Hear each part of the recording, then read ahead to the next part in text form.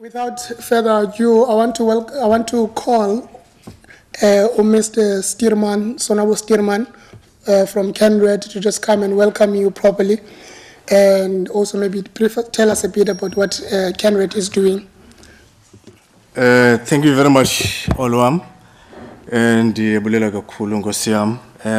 was saying to my colleagues, in gatherings of this nature, you tend to feel small, and I feel too old, I must confess. However, I've been given this mandate or the opportunity, at least, to welcome Abandu Abakoya. So thank you very much, Program Director, for the opportunity. Colleagues and friends, I speak tonight on behalf of the Center for the Advancement of Non-Racialism and Democracy, a center that has the mandate to strategically facilitate the integration of scholarship and transformative action relating to the advancement of non-racialism and democracy within the university and the broader society, and to deepen and implement strategies relating to social cohesion within the NNMU and, of course, our broader communities. It is against this background that the Center, for the past 3 years, has been in partnership with the Thorns of Democracy, a program of Ngulu Free Hate, a program that seeks to encourage our youth to do greater things in patronage of their past and origins, and to celebrate and flag the great talent in the Bay. This was the quote that was given by Olwam when he was interviewed by Herald in 2015. So I still believe that the vision is still standing. For us, this is a normative conception of youth participation. Defining political participatory broadly is about engaging in forming opinions and taking actions to bring about positive change in society. In other words, foster a sense of citizenship. Ladies and gentlemen, my role tonight is to welcome you all to this book launch, but allow me to welcome the author of the book, Democracy and Delusion, Mr. Sizwe Mpofu-Walsh, and to also congratulate him for such a profound and thought-provoking work. As I was browsing through the internet, according to one of the publishers, I think it's NB Publishers, this book, I quote, is a fresh, different perspective on South African politics. Many common political arguments come pre-packaged in a very old and dusty box. And in this book, Sizwe Mpofu-Walsh sets out to dismantle that box. The self-evident truths are not so inarguable. He argues that free education is far from impossible. Land reform is not the first step to chaos, and the media is not free. In this incisive, informed book, we found challenges to commonly held opinions and new solutions to old problems. Close quote. Ladies and gentlemen, we are indeed honored to be hosting such a great author, Mr. Mpofu-Walsh. Wamkelekile Nkosi yami.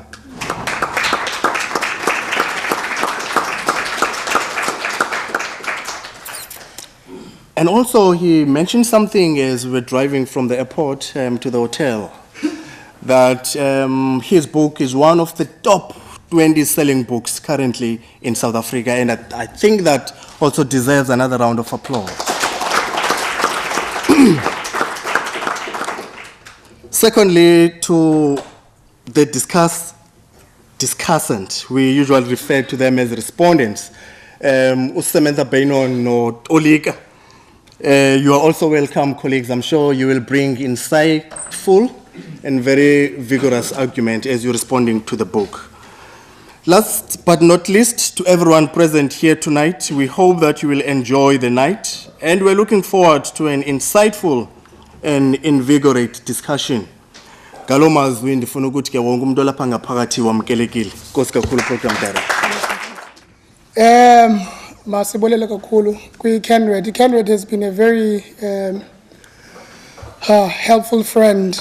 Our relationship goes back 3 years now, but yeah, they've literally made this segment of the the event quite possible. So usibulele na Alan. Alan Zin is not here, the director, here to attend a funeral of a friend. So he did send his apologies. Yes, now we have, I'm going to introduce Sizwe last, but I want to acknowledge and introduce Tolika Sibiya, who's currently doing, I know he has masters. Have you registered for a PhD yet, Tolika? I know it's a sore question, but I know he has masters in sociology. And I know that he's a National Executive Council member of South African Youth Council. He's serving with, I just forgot the gentleman's name, but he's serving at a national structure, and he's actually championing issues of young people at that level. I also know that he works at SIPSET, one of the research centers here at NMMU, based at Missionville campus. And I can see some colleagues are here, I guess for moral support. SIPSET stands for Center for Integrated Post-School Education and Training, and I know he's been working a lot on the side of curriculum innovation. And then we have Samantha Beynon. Right. You see that moral support is coming from a colleague. So we have Samantha Beynon, who's one of the mentors and the presenters at One Day Leader, SABC One. She's also a Nelson Mandela Metropolitan Municipality PR Council member. Yes. What does PR stand for again?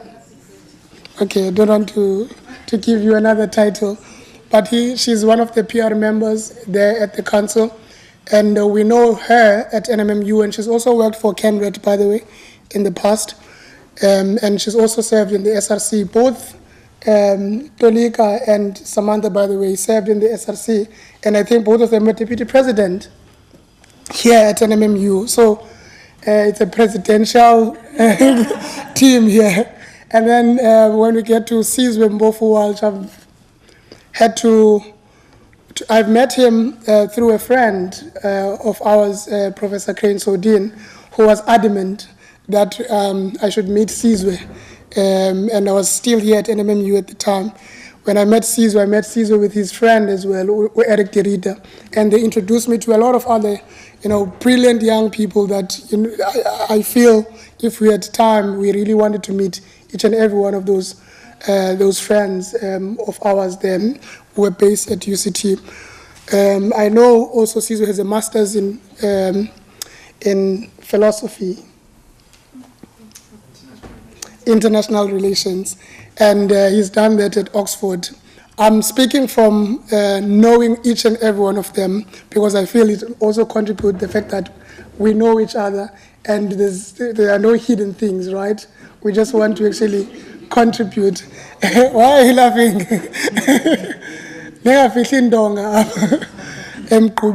So I know he's also doing his PhD now at Oxford again, and tomorrow you'll be lecturing. Hence you have to go back to Johannesburg tomorrow morning. And so we appreciated that he came from Kimberley and made sure that he comes here before he can really go home. And please send our regards to your wife as well, Sumaya, and everyone here for coming. I did see Pedro Mzileni.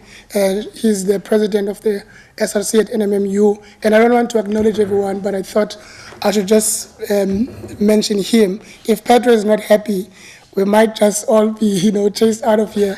So his authority here, I can't see him now, but yes, yeah, he also writes. He writes a lot for, is it News 24? So we appreciate everyone that is here. We can actually identify and flag all of your contributions and your achievement because we have had time to meet each and every one of you. But right now we are here to actually meet Sizwe Mpofu-Walsh. and we would like for all of us to just welcome him as he comes to take on the podium. Thank you. Thanks, Tatu Storman, very much for the warm introduction and for the ride from the airport. And thanks to the discussants, Sam, Tolika. Pleasure to be able to discuss this with you, and I look forward to our engagements. I realized only after I accepted the invitation that I was surrounded. Sam on one end, Tolika on the other. And so I realize I'm probably going to be dealt with tonight in various ways. But I think that's a good thing.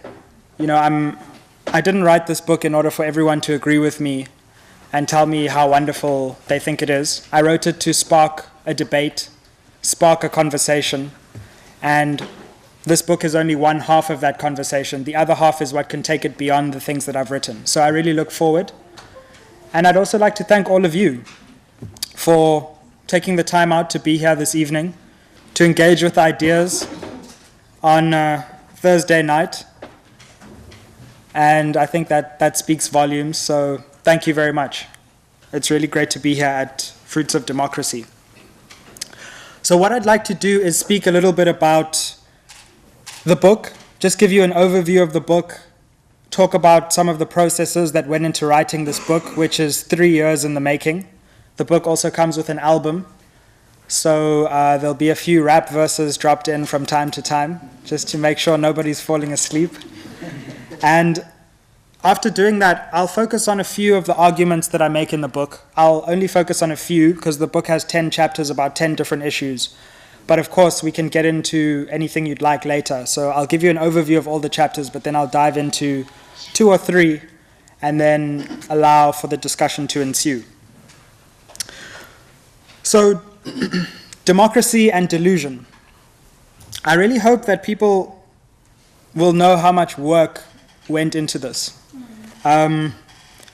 You know, now it looks like this is some kind of overnight success, and, you know, all the interviews are happening, and I must say, it's really wonderful for me to see that it's being taken up. But the first thing I want to say, just before I get into any of the substantive issues in the book, is this took 3 years to write. 3 years of solitude, 3 years of not knowing whether it would ever actually be out. And so it's really wonderful to be able to actually speak and actually see it come to fruition. But it wasn't an easy process to write this book, because a lot of the myths that I debunk in this book are myths that I held and clung onto for a very long time. So in addition to trying to dispel these myths in the South African public mind, this book is also a personal book, to the extent that it's about the myths that I have dispelled in my own mind. And democracy and delusion, well, a lot of thought also went into the title. And I suppose it speaks to the themes that are going to be discussed tomorrow as well as today. Democracy and delusion, light and dark, hip-hop and scholarship, contrast, paradox, hope, dreams, aspirations, disillusionment, disappointment, dejection. This sense in which we live right now as young South Africans, because I think sometimes this young term is a way of relegating our ideas, when Biko had already written most of his important work by the end of his 20s. This paradox of being bequeathed a great deal and also being disappointed a great deal. Both democracy and delusion. How much of what we've been sold is true, and how much of what we've been sold and been taught to believe is just a tremendous facade. And that's why it's democracy and delusion, because I leave it open to you to decide after you've read the book, how much is democracy, how much is delusion.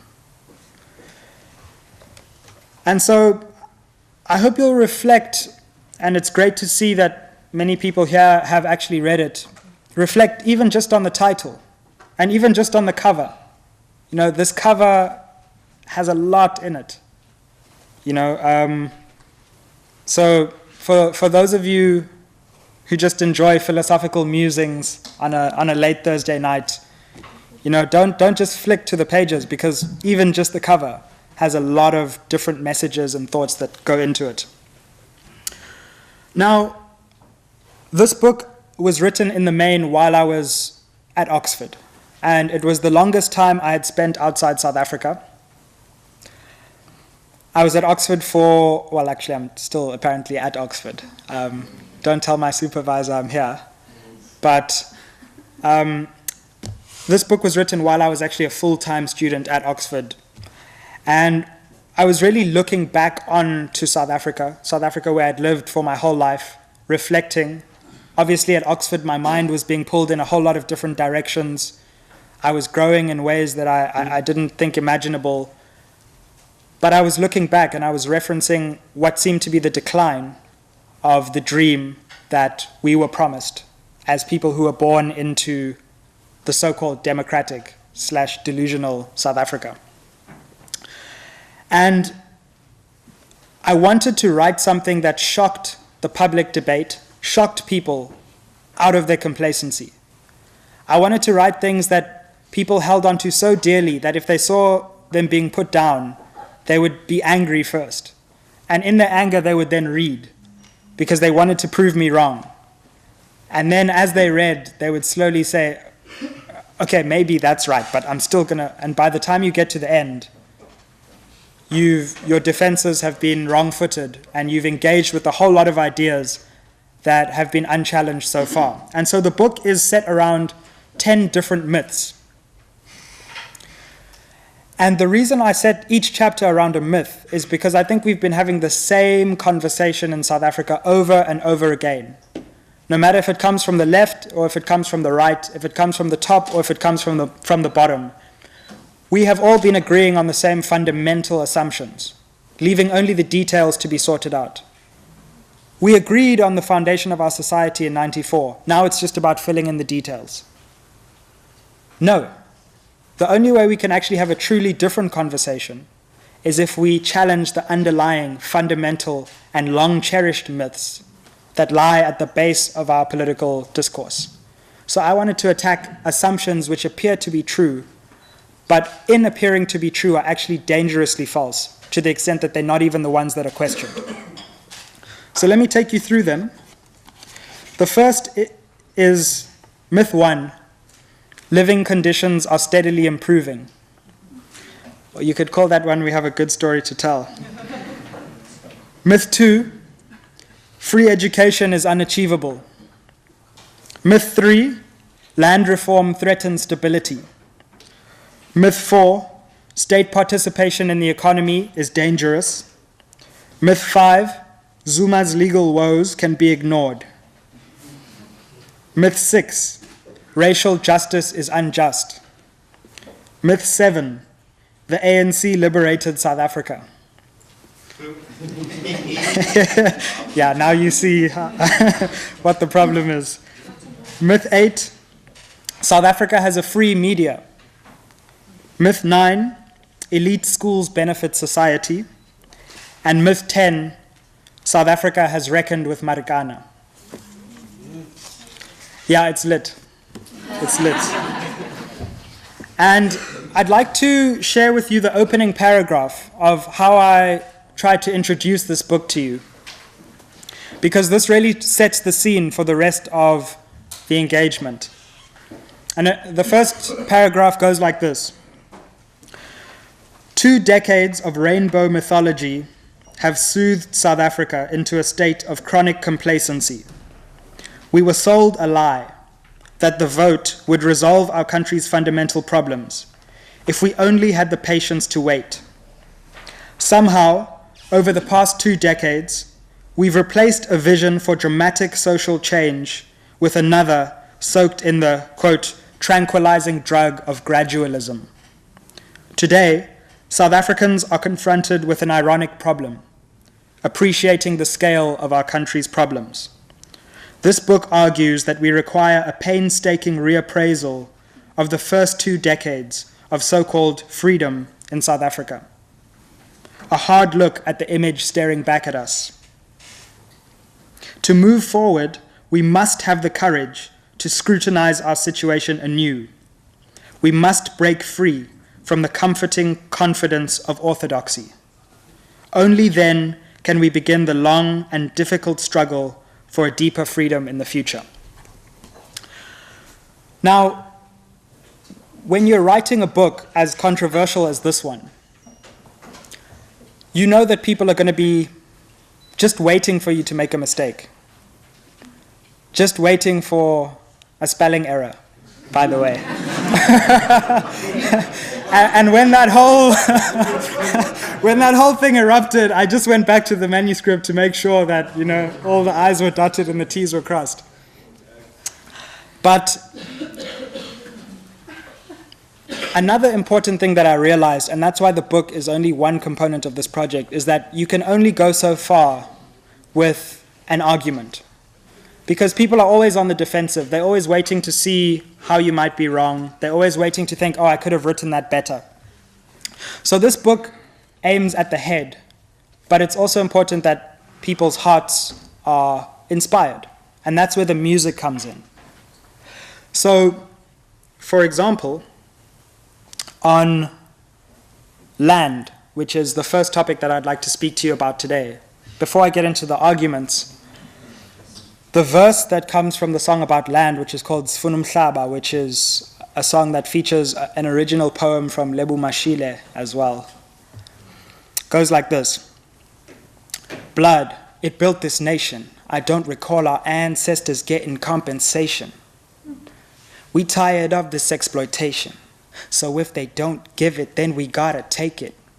So tell me, what good is freedom if there's no equality? What good is liberty where there's monopoly? What good is balling in a sea of poverty? What good is money if we don't have property? This Marigana and Gantla hypocrisy making a mockery of our democracy. Somebody's got to defend the majority. Why don't they defend the majority? Aristocracy built on a robbery, built on Nongau says prophecy. This land is not a commodity. This land is ancient philosophy. There is no patience for modesty.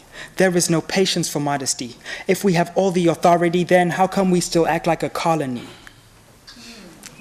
And that's really the... you can clap.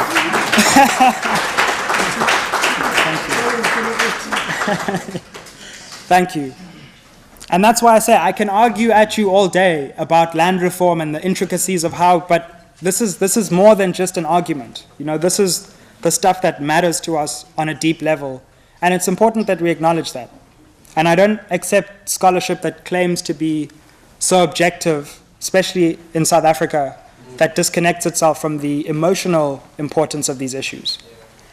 So let me speak a little bit about the land chapter. And the land chapter is about this myth that land reform threatens stability, right?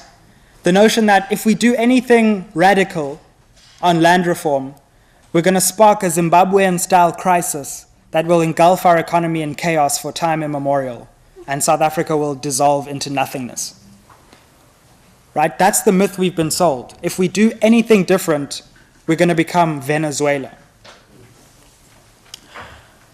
Now, there's a lot embedded in this myth that we need to deconstruct, because I think it's one of the myths that's holding South Africa's progress, and particularly radical economic redistribution in the best sense of the term, back. Now, don't confuse me for supporting NDZ's campaign at the moment, by the way. We'll get to that later.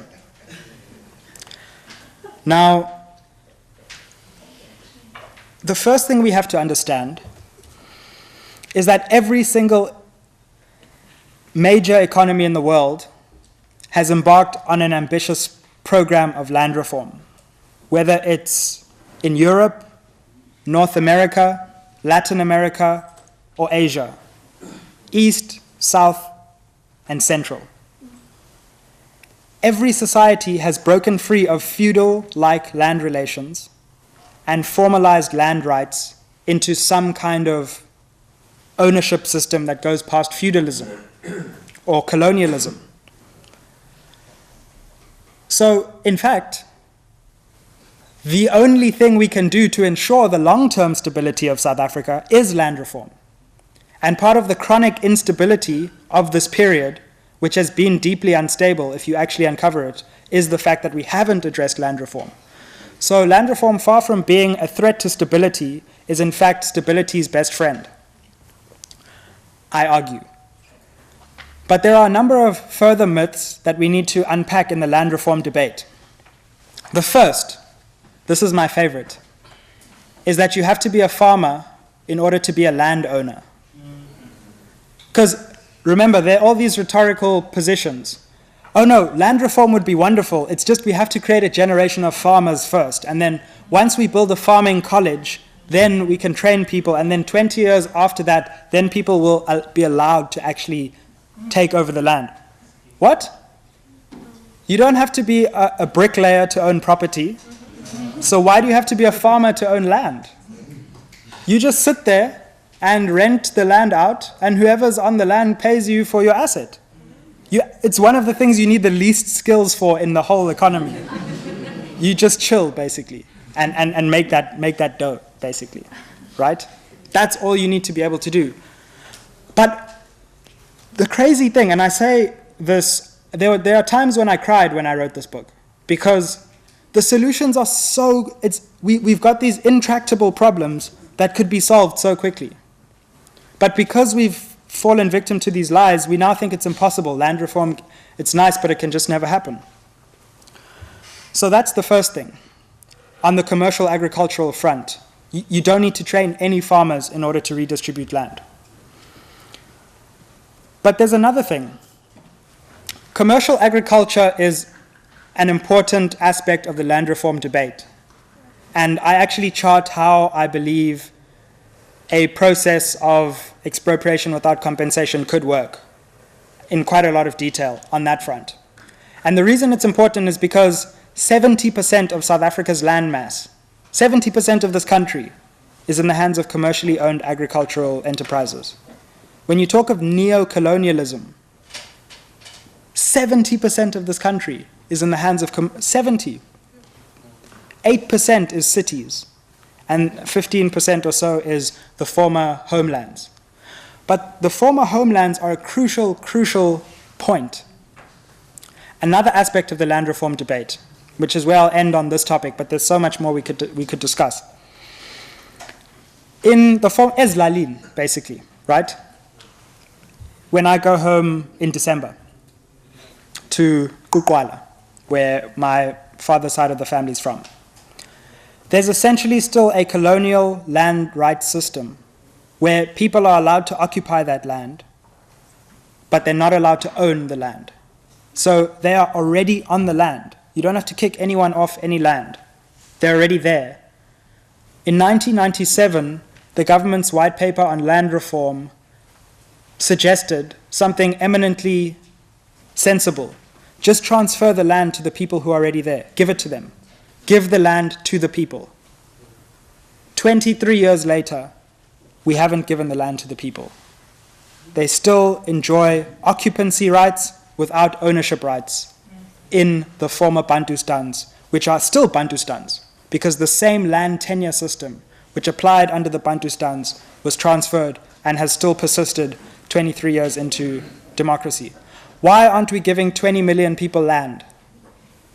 That's a question I have no answer for, and I don't understand why we haven't done it.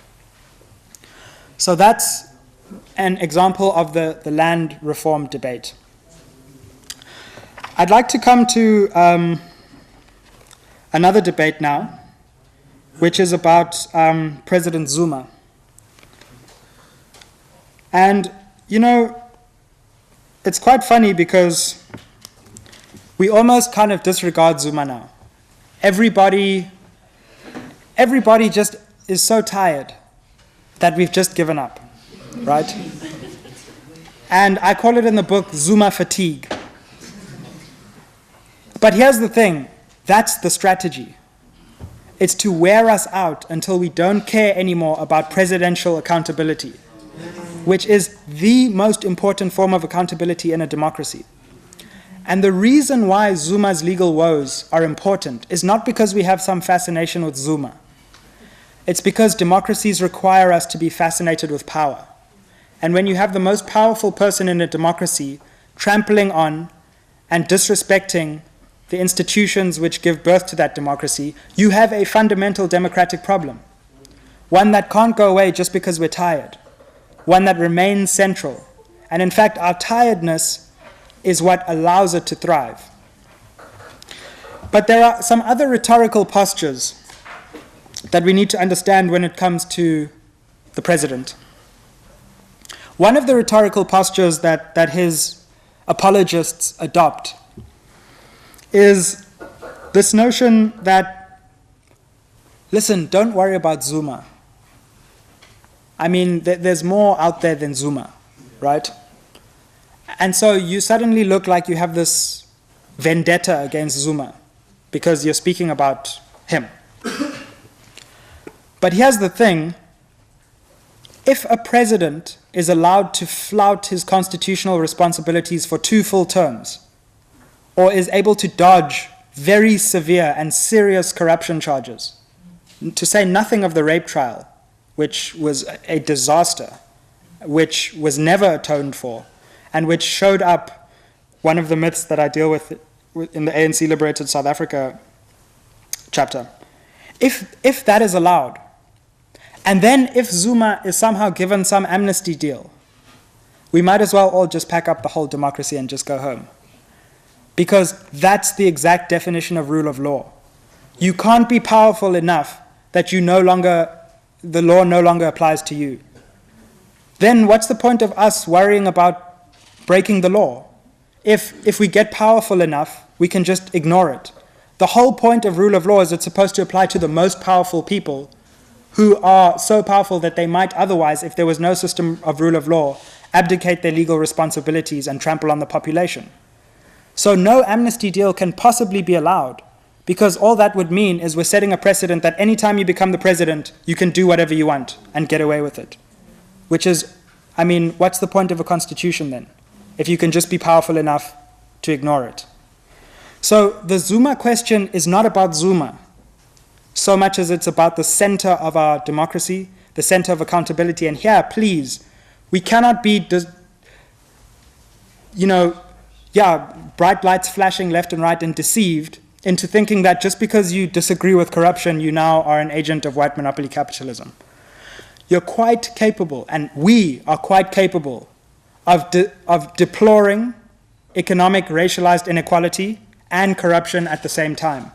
And what's been happening in the country is that economic elites say, oh, look at Zuma, and then political elites say, oh, look at the economy, and nobody gets anywhere because this shell game is being played.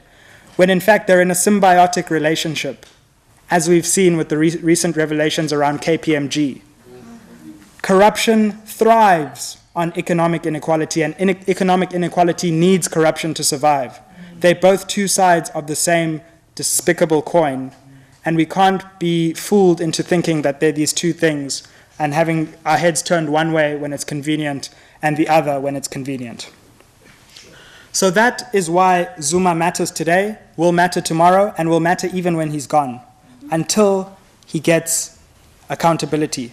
Or an independent prosecutor, led by an independent investigation, brings a case heard by an independent judiciary which finds him not guilty. And I think the chances of that are about 0. So, I want to end by 7. I don't know which chapter I should go on to next. You want us to go there? Okay, let's go there. I didn't suggest it. Okay, we'll come. Okay, I'll rap about that at the end. Yeah. Okay, cool. Myth 7. The ANC liberated South Africa. Right. I mean, first of all, and it's also important for me to say this because there are a lot of myths. This book is not just about the government or just about the ANC. So, for example, the chapter about race speaks about the importance of race in our society, makes the case that apartheid didn't die, it got privatized. So even though maybe I'm focusing on some of those chapters here, I hope we have a wider debate, because there are more things to talk about in South Africa. But these are important myths too. Now, here's the problem with the idea that the ANC liberated South Africa. Obviously, this is a myth that I held on to. I've got pictures of myself in an ANC t-shirt when I was 2 years old with an afro, you know. Both my parents were ANC activists. They actually fell in love through the ANC. Yeah. And, yeah. So, you know, exactly. So, you know, the ANC is as important to me as it is to many people, or was, at least. And here's the problem, right, is that the ANC has come to resemble some kind of religious figure in our society. It's so far beyond politics. It's now, if you question the ANC really at its roots, you're questioning God, right? And the scariest thing, is when we start building political movements, any of them, EFF, DA, ANC, whatever, into irreproachable entities, then they can put us in this position of blackmail where they always force us into what they did for us, which therefore justifies what they're not doing for us today, right? And the problem with that is that you can never criticize them really fully, because they can always turn around and say, even your ability to criticize me, I gave you. And when you put yourself in that position, you can never really be fully challenged. So with this, I wanted to say, we can only, at most, you can only have one religious doctrine. And two is far too many. So we have to look at the ANC really. And it's difficult, I know. But I'm afraid to say that, isn't it funny how when we talk about the ANC's history, we only start from a certain point? Well, unfortunately, the ANC supported colonialism. Don't take my word for it. I'm going to read for you a petition to the Queen written by ANC leaders, including the President, from 1914. Your Majesty's most loyal and humble subjects, who have always been loyal to your Majesty's throne and person, and still desire to continue being loyal to your Majesty's throne and person, most humbly approach your Majesty as their king, it was to the king, their father, and their protector. The petitioners, for themselves and the native races, most humbly, respectfully, and loyally assure your Majesty of their continued homage and loyalty to your Majesty's throne and person, and their friendliness to General Botha and his government, and to all your Majesty's subjects. End of quote. Well, that's the next thing that's raised. Well, of course, they had to say that to the Queen. I mean, those were the tactics of the time, weren't they? Well, it turns out at the exact same time, there was an organization called the Industrial and Commercial Workers Union, the ICU, which had a membership of over 100,000, which was instituting radical strikes, pass burnings, and boycotts at the same time as these letters were being written to the Queen. And so the argument that these tactics were appropriate for the time is actually dispelled by the fact that there were other organizations whose histories have been destroyed that were already radical and far in advance of where the ANC was. So the ANC's roots lie as much in black conservatism as they do in black radicalism, which is why it took the organization until 1943 to admit women as members fully, while other organizations had already decided to take that step. And in fact, women were leading the struggle far in advance of where the ANC was. So Charlotte Maxeke, for example, who's often appropriated now as an ANC leader, who wasn't allowed to be a full member, was burning passes 20 years before the ANC decided to take those tactics on. But now we read it as Maxeke was an ANC leader as opposed to the ANC reappropriating Maxeke, who had already run ahead of the ANC.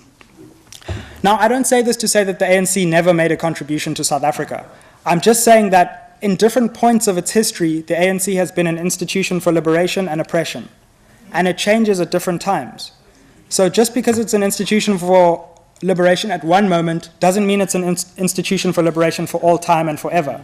It changes, it fails, sometimes it succeeds, and then eventually it dies, probably.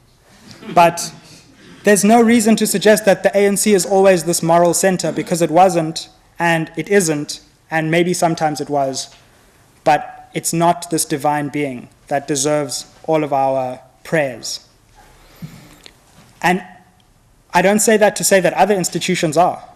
Don't fall into the mistake that now we must worship anyone. The whole problem has been that we've been worshiping people, not interrogating things, not looking at them for long enough, and we've worshipped them so far that now they're so powerful that it's very difficult for us to recover the so-called dream that we were sold. So those are just 3 of the myths that I deal with in the book, and I look forward to our engagements going forward. And I suppose, because I'm a bit over time, I'll save the wrapping to the end, but it will happen. Thank you.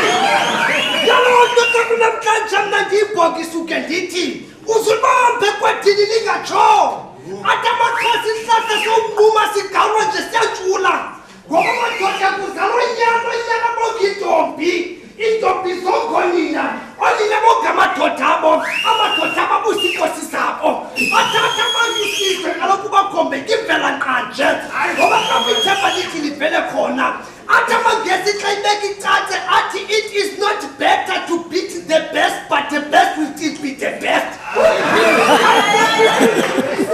Between living and existing, and to differentiate between delegates and graduates. Since I am not a celebrity, but I am here to celebrate.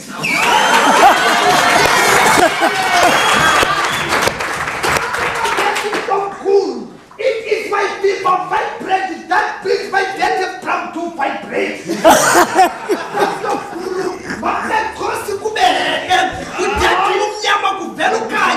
Kuba kaloku kakade kaloku imini bikati klarifikile ata makosa kaloku styokola njalo zisibhayilam ngoba kukude kokugula ngushwa yolonto kamlamhlanje madoda suke ndithi babuthetha ubumnyama kuvela ukhanya kube khosi kube hele kakade ukutyeba kwambinza kubonakala sikweli yolonto kamlamhlanje madoda suke ndithi sesithathe kaloku kuba kaloku iceba lijonge ukuthi singamakhosa yolonto kamlamhlanje suke ndithi hash hayi hash hey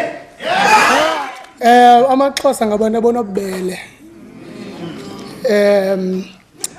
This part of the country is known for its humility. Intelligence doesn't make you to be conceited. You submit your views and allow other people to interrogate them. And you are not ostracized because you have spoken.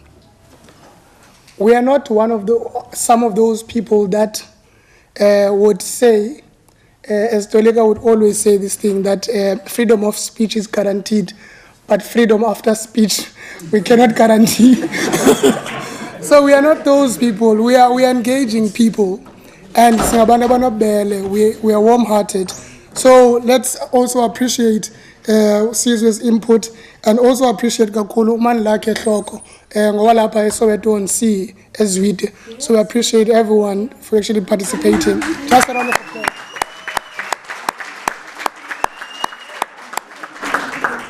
I think we're going to have Tolika Sibiya first to come and actually have he's prepared his input.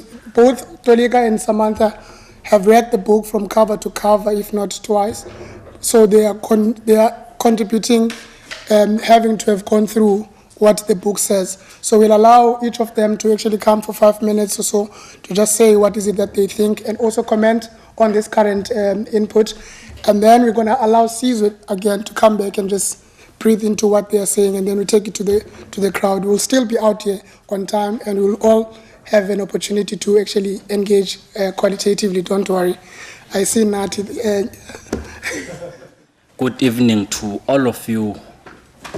I must on record also greet you, Sizwe, at least here public, together with Sam.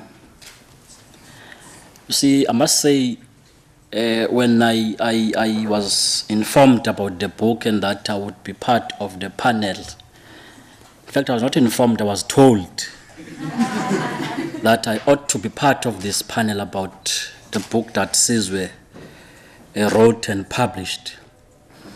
And when I saw the title of the book, I then said to myself, at least this is the book that I'm going to get free to add to a number of books that I haven't read. Out of the 25 books that I've bought since last year to this year, I've only managed to read and finish this book.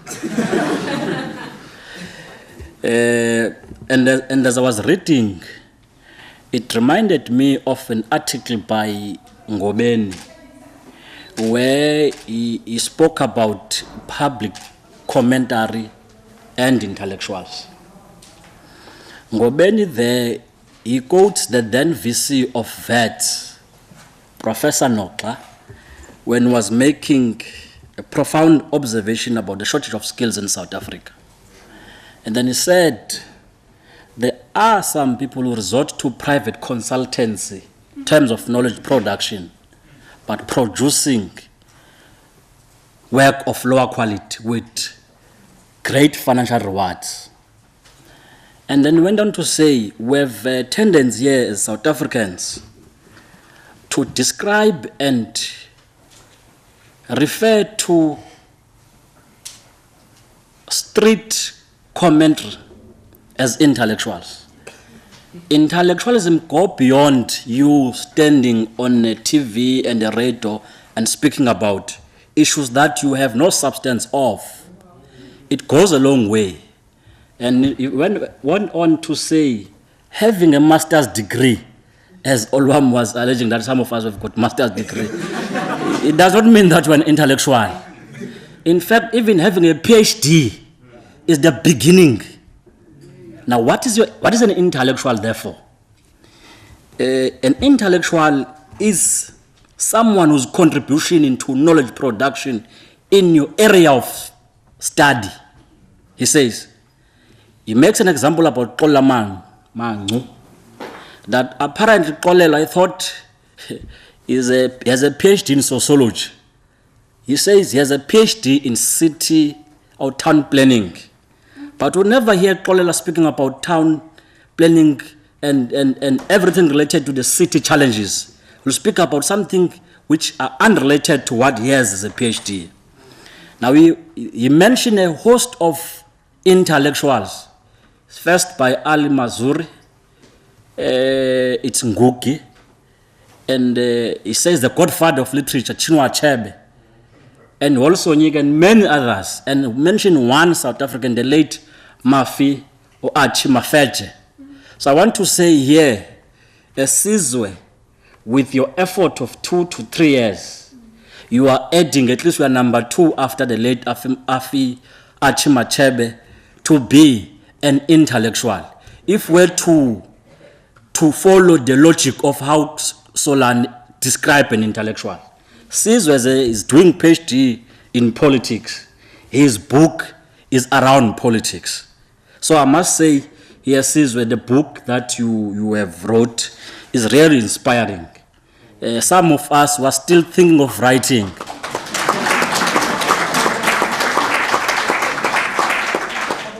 Some of us, we think because we write public Facebook statuses, therefore we are intellectuals. We are not. We are just pedestrian commentary.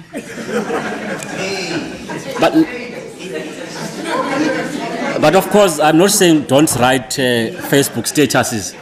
But I must go to your chapters. The first one, number of them, I must say honest that I agree with him. The first myth which I agree with is the one that says free education is impossible. It's a lie. It's a lie, comrades, that we can't achieve or obtain free education. It's something that we must expose how it is a lie. And I like how he explained not theoretical, it's being practical. He says, we're not advocating for unfunded education. He used that word. Of course, there will be payment, but not by us. And the myth number 2, which I think I agree with Sizwe, is the myth of land question, that it would destabilize our society. I mean, our society is not stable even now. We have not taken land. We have an unstable society, but there's no land taken. Now, the question that I support with this argument is that we've got to address the land question in South Africa, because that would go a long way, as he said, in addressing socio-economic challenges that we're faced with. Number 2, there is a willing buyer, willing seller principle that was adopted by the then administration before the current one. That willing buyer, willing seller principle did not work. It has failed. And the reality is that even for us to invoke the Zimbabwe style, when we think about land question, we're being disingenuous. We're being disingenuous because we are fearing the unknown. Mbeki put it very clear that there is no common land question in Africa. It does not exist. He further says, issues of land question in South Africa are different from Zimbabwe, different from Zambia. Therefore, you can't say because we want to take land and then you invoke the Zimbabwe style. And lastly, on the same question of land, there is a threat that there will be civil war. If we take the land, there will be civil war. It's not true. It's not true, because I think the question that we must further ask is to why in Africa, Sudanese, both South and the North, fought amongst themselves. It is different to why the Ivorians fought. And the reason will be different or will not be the same with the way in which the Titus and the Hutus in Rwanda. Therefore, you can't say because Zimbabwe failed. In fact, we must use Zimbabwe as a good example to explain why and how they've taken land in the wrong way. It must teach us. So they agreed we are in an unstable country. Therefore, you can't say if we take the land, which we must take, by the way. We must take the land. Zimbabwe style, Mugabe, he gave them 3 options. 1, we are going to take the land, but we are going to work under the new owner. right? We are the owner now, the land will be taken. It's an agreement, it's a resolution of the Lancaster, it's a Lancaster agreement between the British and the Zimbabweans that will take the land but will work under the new owner, which is us.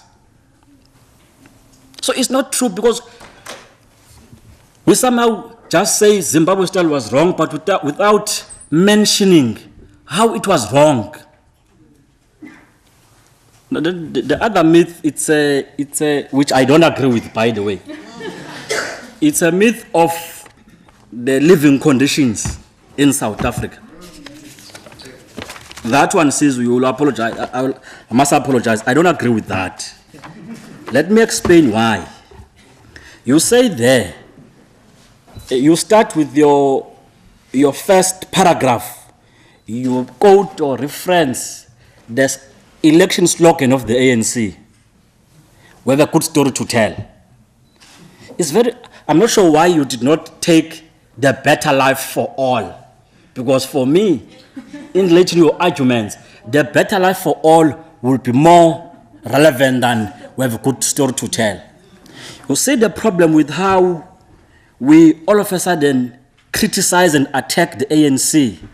The attack of the ANC starts when Zuma was elected as the president of the ANC and took over as the president of the country. I'm saying the attack of the ANC starts when Zuma was elected in Polokwane. So as if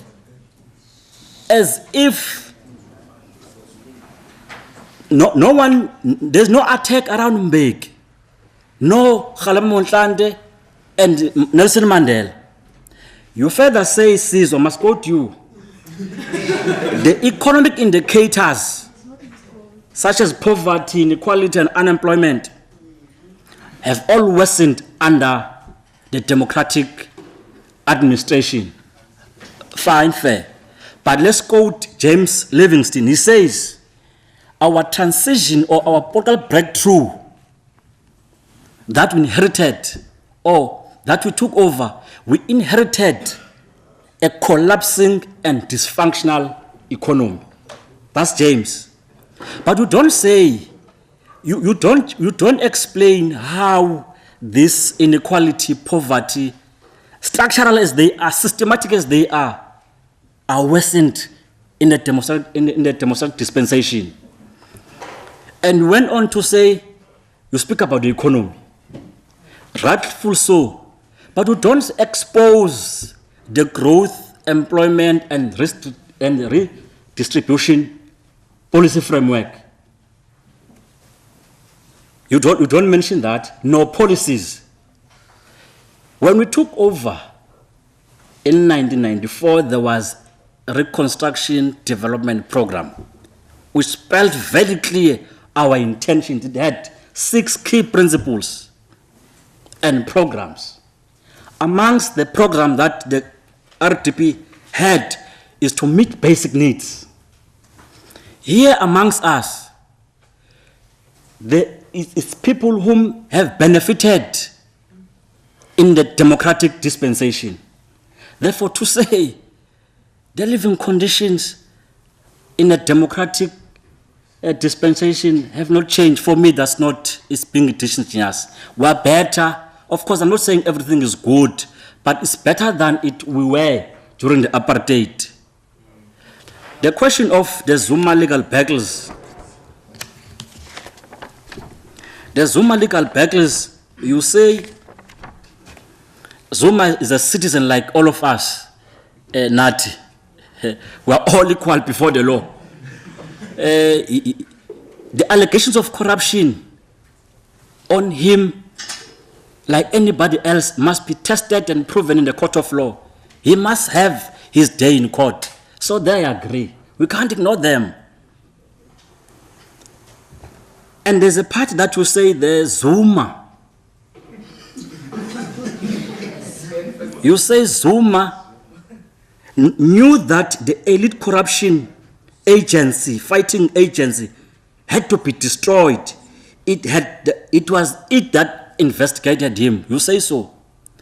And you see the problem that I'm saying, that's how the ANC is being attacked is because of the Zuma election as president. It's not Zuma who destroyed, by the way, the Scorpions. It was a decision of the ANC. Then you can't attribute that to Zuma.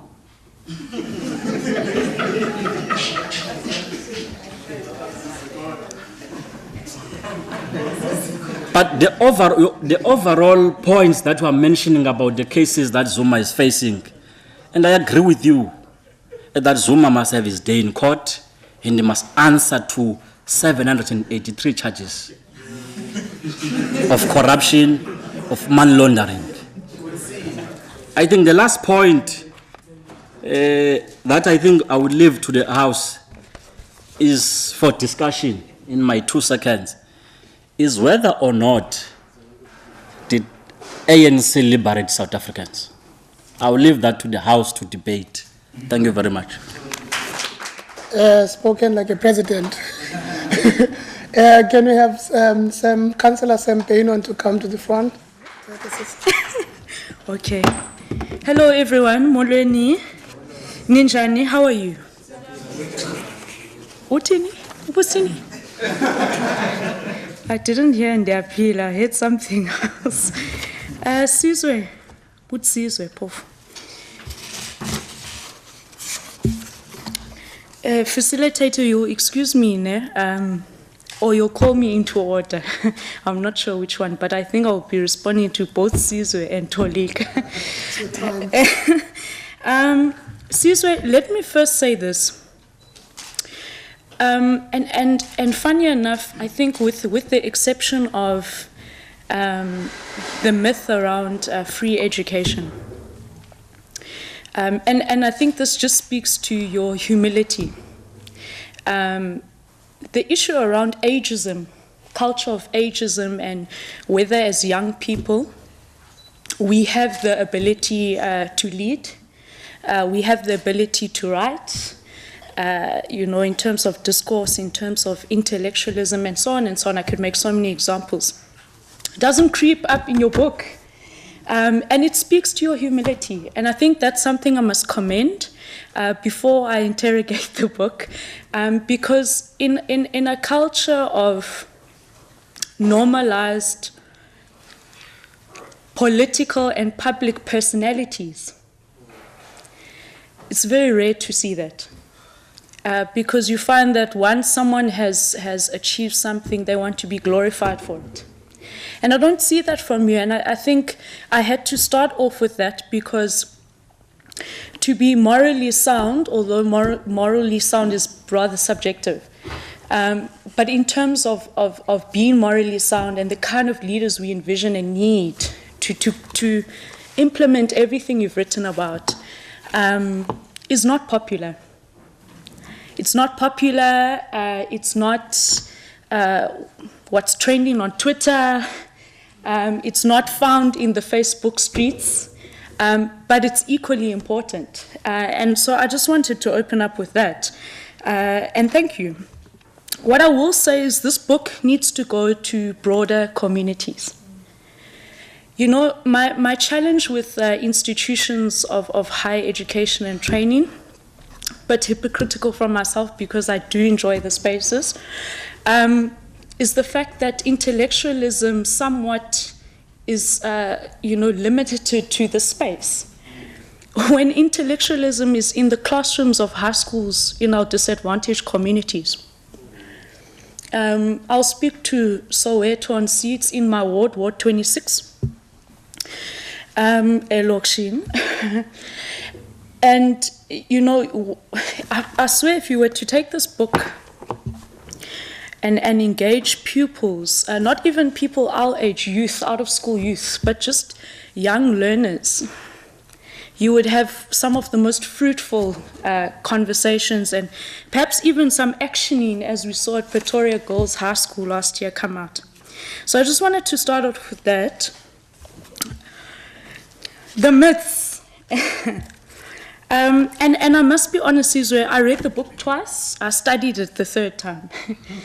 And the reason for that is not because I'm an intellectual, smart person. I find that very debatable, by the way. But because I had to read this book as different kinds of people. I had to read it as a white South African. I had to read it as a public representative because I'm a councillor. I had to read it as someone who is in the official opposition party but is also in government here in this metro, because there's a distinct difference. I had to read it as a young person.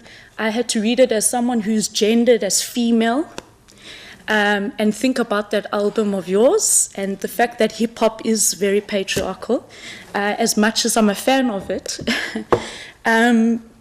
So I had to come and read this book in different ways if I wanted to have that hard, difficult conversation which you promote. And I think that's one of the central themes we get from any myth you're discussing, that unless you're willing to have the difficult but honest conversation, the myth, you won't get the myth. So if I'm a young, white, privileged South African, unless I'm willing to acknowledge that, I won't get the myth around land. It's that simple, right? If I am an ANC deployee and I read the chapter around President Zuma, which I'm going to problematize, funny enough, as a member of the opposition, I won't get the myth, or the myth on who liberated South Africa, or even the myth around Marikana, and so on and so on. You know, if I'm a member of the university management and I'm not honest in my reflections, I won't get the myth around free education, and so on and so on. So for me, the first thing that comes up is democracy is full of contradictions. And I suppose for me, the first question, Sizwe, who owns our democracy? Who really owns our democracy? You know, and I think for me, one critique, which is funny because I'm a member of the DA, and I can adhere to that, I think for me, there is a limitation in the book that solely focuses around the state and focuses around the ANC and the ANC-led government, and doesn't look at the people's power, right? Because if we define democracy, democracy is about the people, right? In principle, at least. Maybe in practice, hey, it's not happening like that. But in principle, that is what democracy is about, without coming with the intellectual terms and the historical analogies. And, you know, intellects, we like to do that, hey? History matters, context matters, culture matters, you know? All of those things you must reference, you must quote. But just simply, if I go Elokishin and I ask someone, do you feel democracy? Do you taste democracy? The person will say, hey, I'm Msebenzi. And obviously the reference to Msebenzi comes to mind because it's economic, it's something that can be felt, it's material, right? So, myth one. So funny, you know, this chapter, I don't mind being emotional. There are connotations attached to those of us who feel emotions, right? But myth one had me in tears. It had me in tears because I'm a councillor. And often the narrative is centered around the fact that people must have access. Everything's about access. What is the quality of the services being accessed? So if I give you an RDP house, which by the way is a problem at the moment, because our housing is corrupt, we must talk about it. But if I give you a house, if I look at the size of the house, which you mentioned, if I look at the fact that in 2 years that house will collapse, it happened before, collapsed on a whole family, paralyzed. Happens. So I think the question for me around myth one is, are we only going to focus on how many people in terms of statistics have access services, or are we going to look at the quality of those services and in terms of people's human dignity? Because that's what it should be about. I'm not going to go too much into it. It was quite an intense chapter.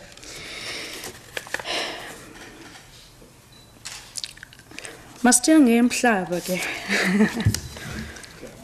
Umhlaba. No, I can't. Anangxaki. But I'm one of the whites who doesn't have a problem, you see. I find...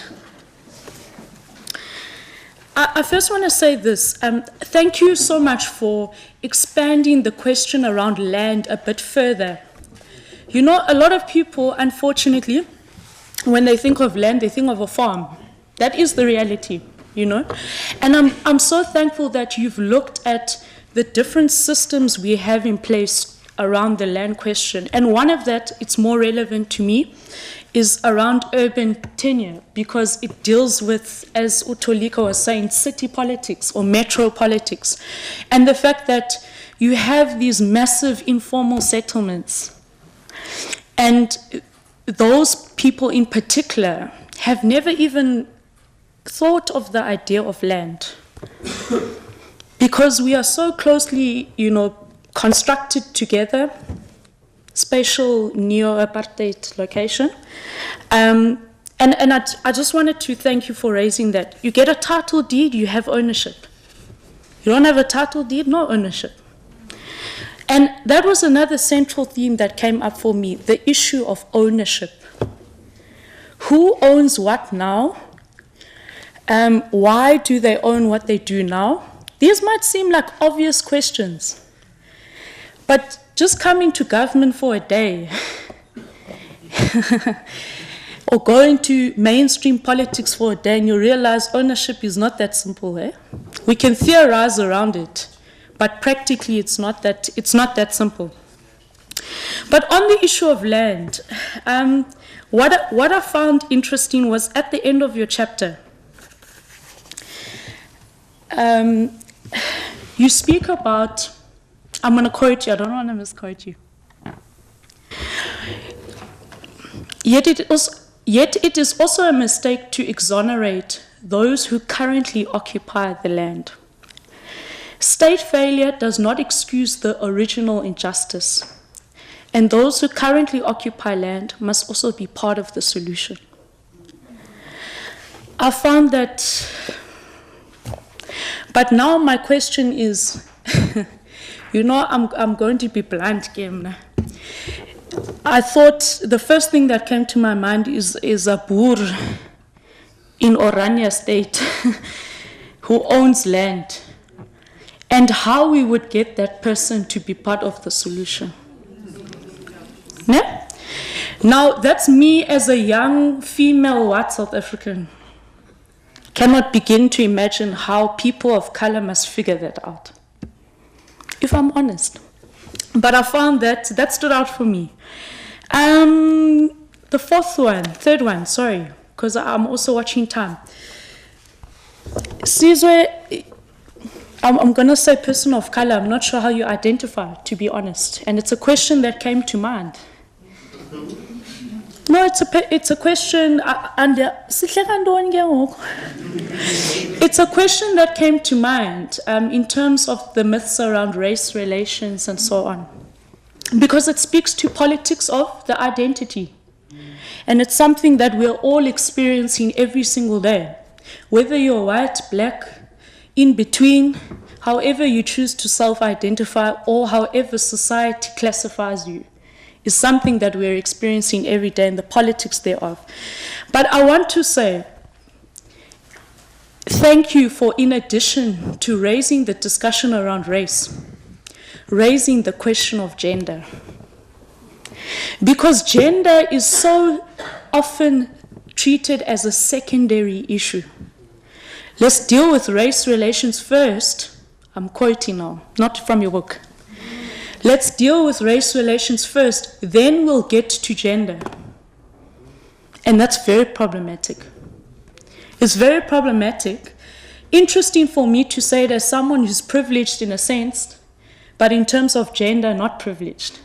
Interesting, and it's something I have to grapple with white men in particular each day. But I'll say this, another major problem, this is on page 92, because I see some guys have the books here. Another major problem with the ANC liberated South African narrative is that it excludes women from most of the story. Consider, for example, that the SANNC never admitted women as full members. And so on, it carries on and carries on. But what I found interesting is that you didn't leave the gender question at representation, which is what often happens these days. In 2017, we still have debates on, are we ready for a woman president? I saw KZN had a debate the other day, are we ready for a woman president? We still have debates on quotas, 50-50. We've had one here in NMMU, or Nelson Mandela University, excuse me, NMU people. But you took it further and you said, but this has not changed the culture of the movement. Though Zuma was acquitted, his actions and attitudes should have spelled political ruin. Instead, the ANC's masculine politics won out. And then you go on to reference Julius Malema, which I was quite surprised at, but asko lapho. So thank you for taking that a little bit step further, because it goes beyond representation. In fact, it's more about the normalized attitudes that are entrenched within organizations and spaces and how that affects women in politics or in any other space. You mention it again when you say, a recent assessment by the Human Sciences Research Council found that women leaders and black professionals were entirely absent from many textbooks. Now that touched me in particular, you'll be shocked at that. But I went to a predominantly white Model C school.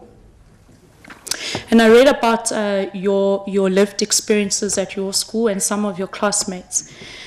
But there was a particular quote, obviously this goes on to another myth, where you speak about how someone felt that in retrospect, intellectually, they had been so short-listed from their teachers in terms of the curriculum. And I think it is the same for my white counterparts and myself. Because you go to these schools and you're not being taught about racism. You're not being taught about land.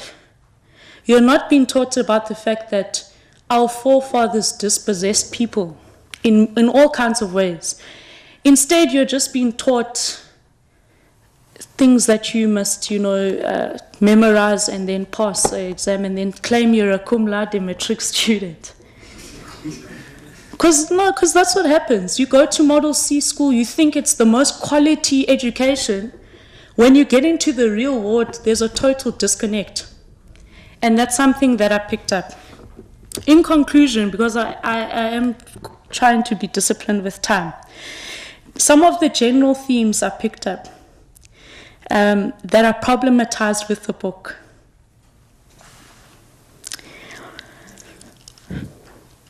Why have you largely focused on political parties and political personalities and not looked at the role of social movements and civil society? In other words, bottom-up people's power. The second question, because you make mention of the ANC and the DA, but you hardly reference the EFF. So I had to ask Sizwe, forgive me, man. So I just wanted to clear that myth, because that alone is a myth. If I think Sizwe, I think, hey, man, Tana got Dali. If I think Dali, I think, the central, command team. Where are the fighters here? So I just wanted to ask that. The third question would be, you write history matters in one of your myths. whose history? The fourth question, it's specifically related to the myth around the media. I love the fact that you raised this question. As someone who was in the SABC, on SABC 1, who most of the time, people won't realize during those shows that you get scripts. And those scripts have particular directions that they take. And we know why. It doesn't mean that the private sector is not guilty of anything. So I'm glad you raised that contradiction. But the question would be whose narratives and why? Whose interests are at play? The second last point would be to say, your book itself, does it have a particular interest that it's driving? I get it if we want to be fair about things. You know, we need to ask these difficult questions. It's not an accusation, eh? But is there a particular interest at play? And finally, I suppose this is also for Tolika. Can we totally disconnect Jacob Zuma from the ANC? Yeah, I'll leave it at that. Okay. Thank you, yeah.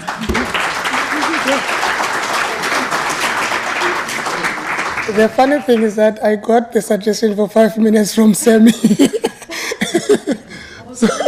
I'm going to allow Sizwe to come and respond briefly, knowing that some of the questions will be reiterated and will probably come from the floor. Do you want to just take the floor? Oh, okay, that's even better, because I didn't want you to have a book piling up of questions. Okay. I think I'll then allow the first hands to just go up. First round of hands, I say 1, 2, 3, Bizo, 5, Lucky, Pedro, 6, 7, Beck, 8. Let's take that first round at the 9. That first round for now, in that order. Can I just ask, I know that you can't be too brief because you still need to make a question, but just to be considerate. Yeah, no, definitely. I'm a very quick, short speaker. I basically have 2 comments in relation to 2 myths that you speak about. Well, I haven't read the book, I must say that, so pardon me if I come from a position of ignorance. But I just want to, I like the fact that, you know, in your address you speak about the spirit of asking hard questions. And the first comment is in relation to, you know, the myth you deal with, Ubabaka Tutuzan. But for me, what's quite interesting, Sizwe, and is the fact that a lot of the discourse around the accountability of Jacob Zuma as a president of the country happens through the media. Majority of it, the discussions and the questions and the opinions and the perception as to the fact that he doesn't account as a president comes through the media. And some of it goes to court and everything, that's fine. But majority of it comes through the media. And just out of interest, you know, I've been reading newspapers from a very young age.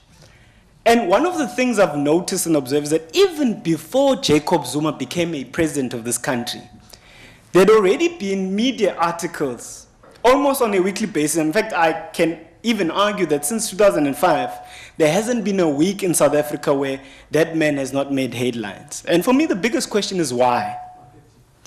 And the secondary question, perhaps, unfortunately, I come from a law and governance perspective.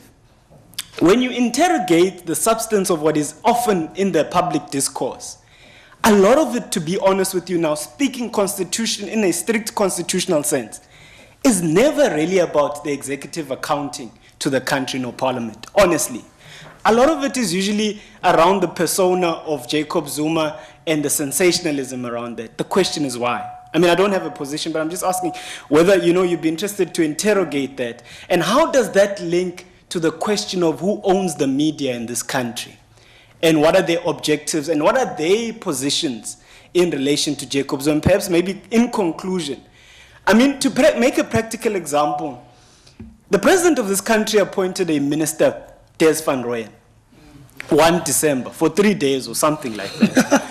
But the most critical thing about that is the fact that Des van Rooyen was the most qualified, even above Trevor Manuel, if you do your research correctly, from a commerce perspective, the most qualified minister that has ever been appointed in a democratic South Africa. But the media of this country, and again, those public discourse perceptions, reduced him to a demotion within 3 days. Why?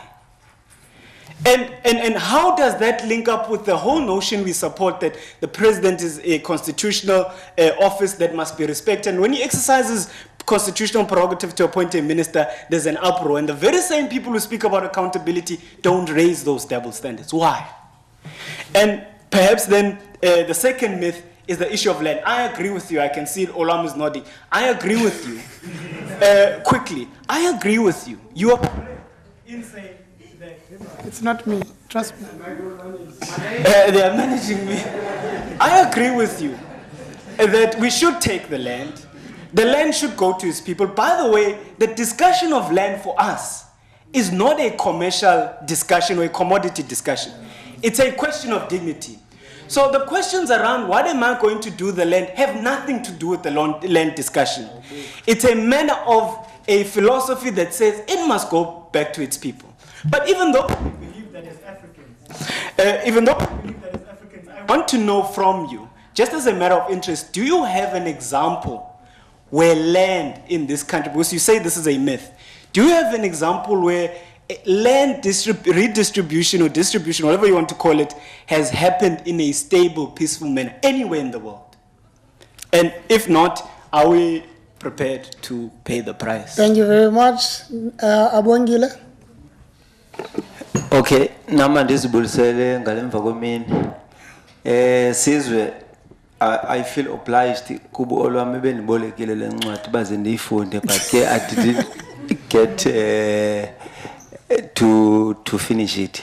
I browsed where I could, and then but firstly I think I must congratulate you how you practicalized your solutions into the book.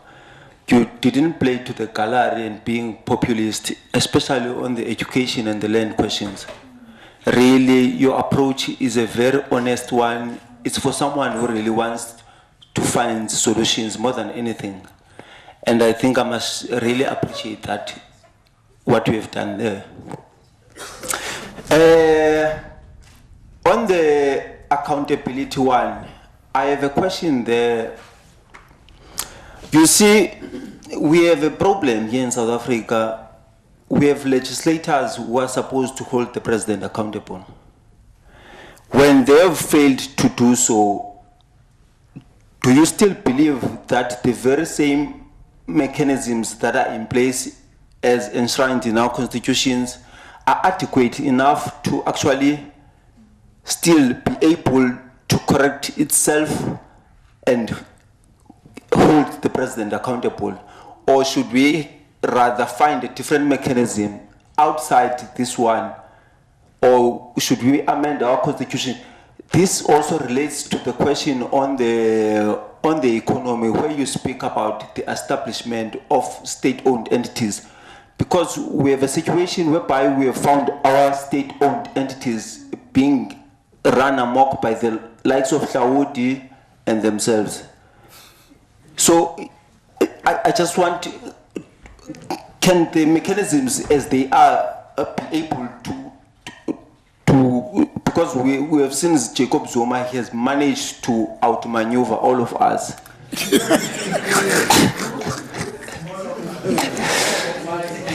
in an ideal world, he shouldn't be president. And lastly, on the question of the ANC liberated South Africa, I don't think it's a fair assessment. Firstly, of the 5 to 6 pages that you have written there, 3 of them you go back to Jacob Zuma. You speak about Jacob Zuma again and his legal woes, of which I don't think it's fair for you to reduce a movement that is 105 years old into Jacob Zuma or the period of 2007 up to currently. And also the movement itself is not static. it has evolved over times. And also your approach that the ANC and the people are the ANC. It has never been that the ANC existed in a periphery somewhere and then the people were on the other side. Those two were always intertwined. So the notion that the ANC was something that existed outside the people, I don't think it's a fair assessment for the movement. And I think the people of South Africa, you must allow them space to actually debate that one. But I'm inclined not to agree with you. I thank you. Yes. Okay.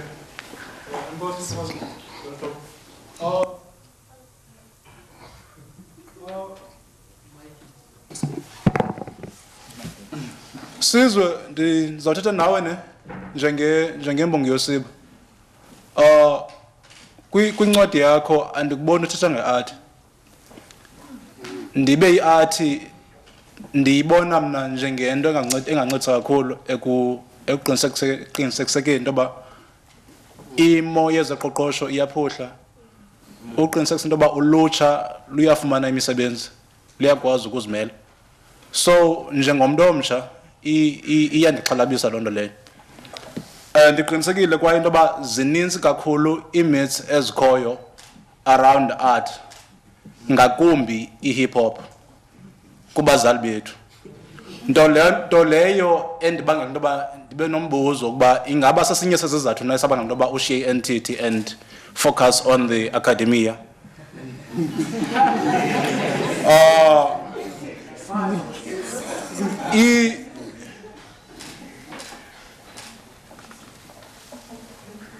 Indima edlalwa i-art kumbi poetry ibalekile ekuhlaleni. Kungako nje ufumanisa into yoba imbongi ezininzi zosiba ziyanyanyathwa ngurhulumente okhoyo. Njengoba urhulumente wobandlululo wayesenza ngaphambili, kuba kusaziyo into yoba iimbongi zihlaba ngosiba kwimiba ekhoyo ekuhlaleni, zingahlabi kamnandi, naxa zithetha zingacengi mntu, zingonyokonyitsile. Ndiza kwenza umzekelo ngoKanye West kuPower. Uthi no one man should have all that power. The clock is ticking. I just count the hours. Stop tripping. I'm tripping off the power. 21st century schizoid man. The system is broken. The school is closed. The prison's open. Ngizawuphela apho mhlekazi. Enkosi kakhulu.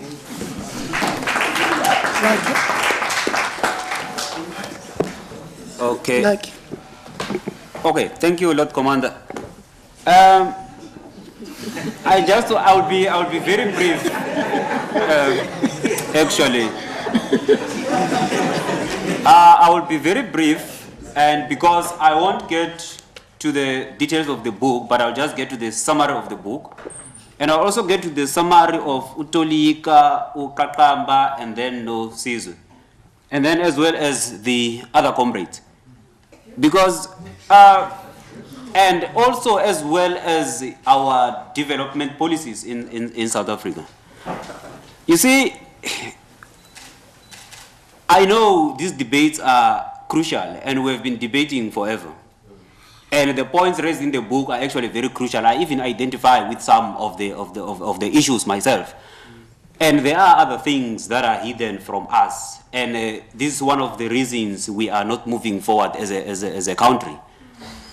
But what I want to raise, what I have a problem with, and I know that I've been called crazy before, and I may be called crazy again, is the issue that we seem to have a general consensus that we need the structures that we currently have, all of them, political, legal, cultural, all of them. There's that general consensus.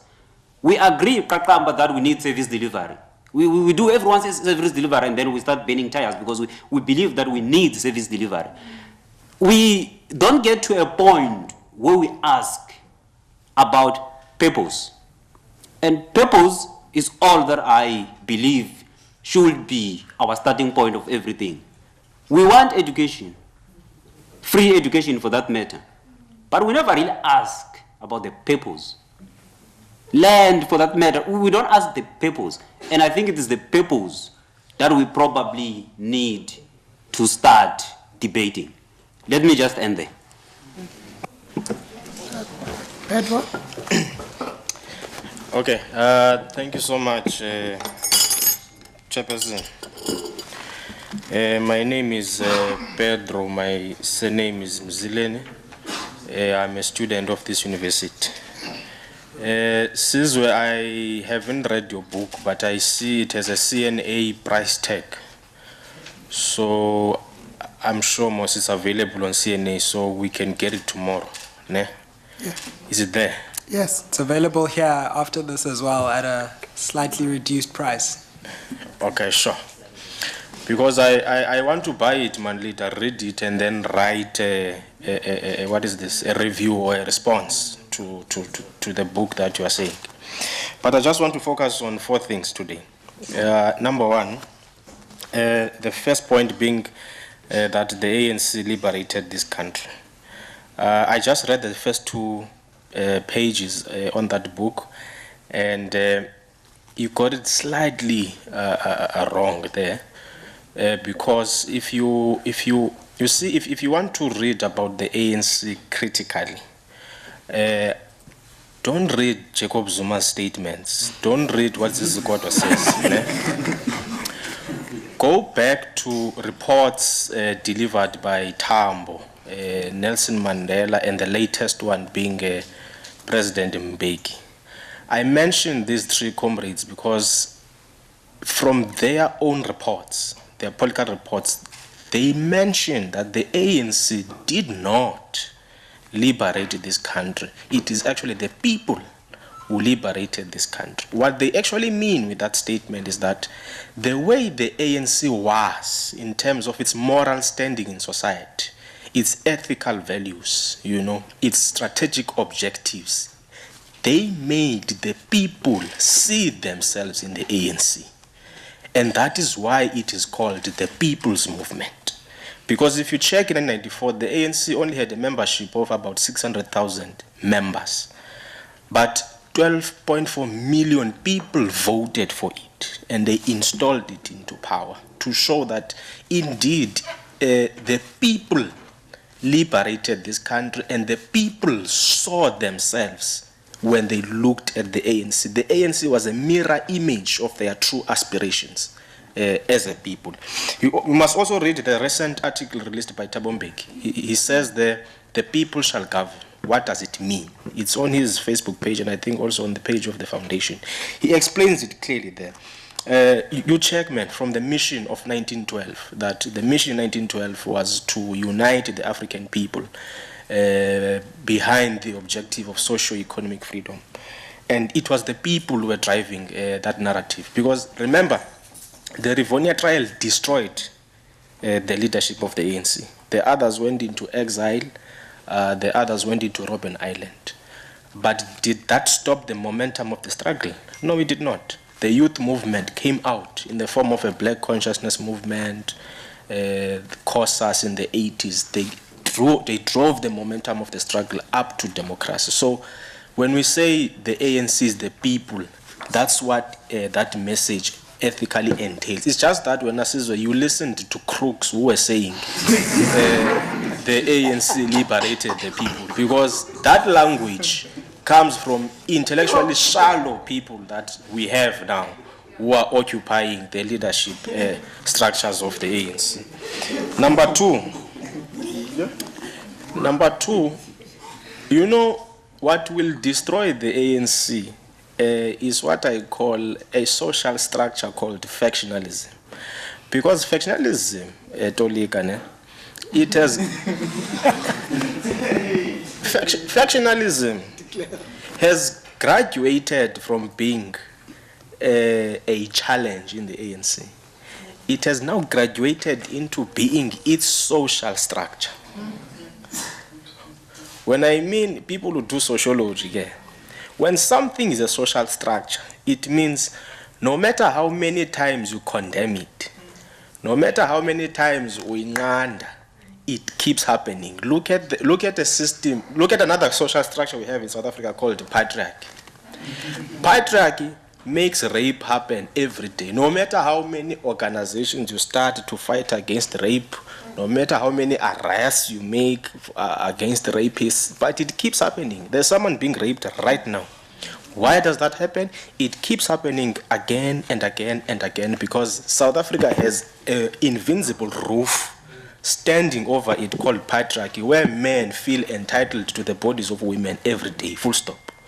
So factionalism has become a social structure in the ANC. That is why, Tolika, you are able to see a president of a liberation movement standing in a policy conference and saying, a person who loses the race for president becomes the deputy to unite the two factions. And he says that proudly in a policy conference of the ANC to show to you that factions are now a social structure such that a political head of a liberation movement even suggests mechanisms to institutionalize it. So what does that do? What factionalism does, the reason why I'm saying it is dangerous, because it produces mediocre leaders for you. Because when a fool is behind me in full support,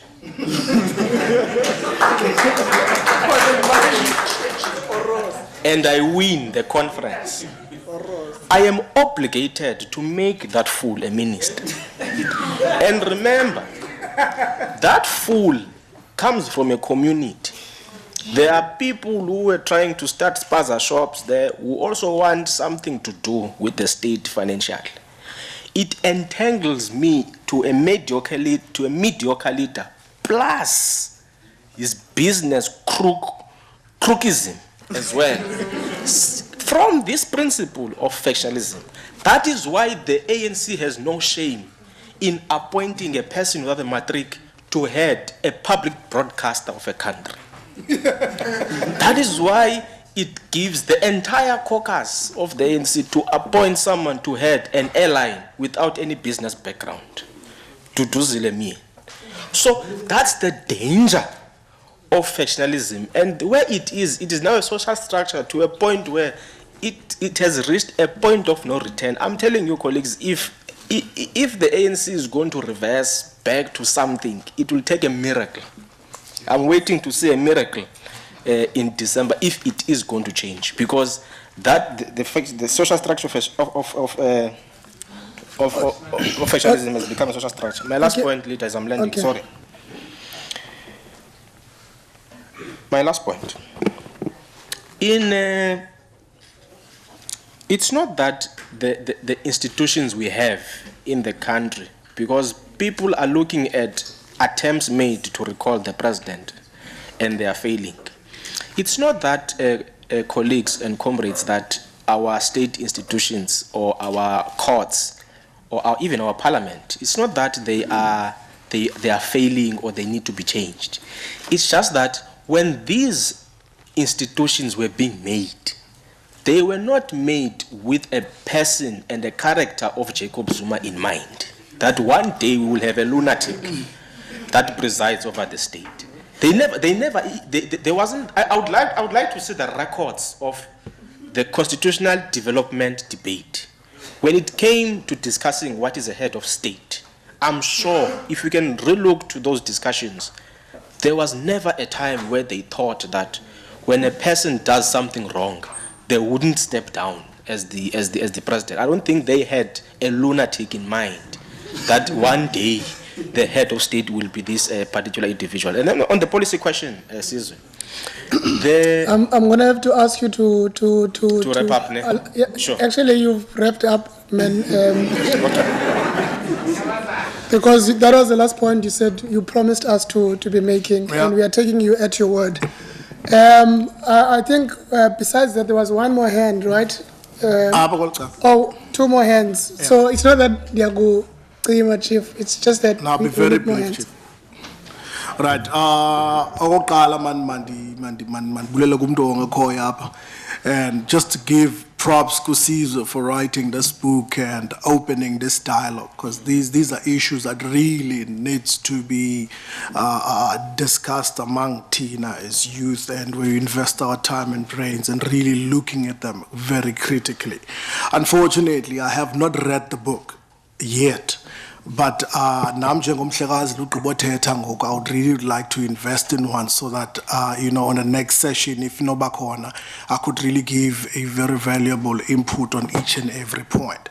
But there's actually a point, and Funanje, just to quickly just give a brief analysis on, which is a free education in South Africa, myth that free education cannot exist in South Africa. This is actually, this is going to make me very infamous around a lot of students around there. It's actually an issue that I've spoken very largely about in the public platforms. At this moment in South Africa, we have plus minus 70% of South African students on NSFAS, meaning these students are not paying any fees while they are studying.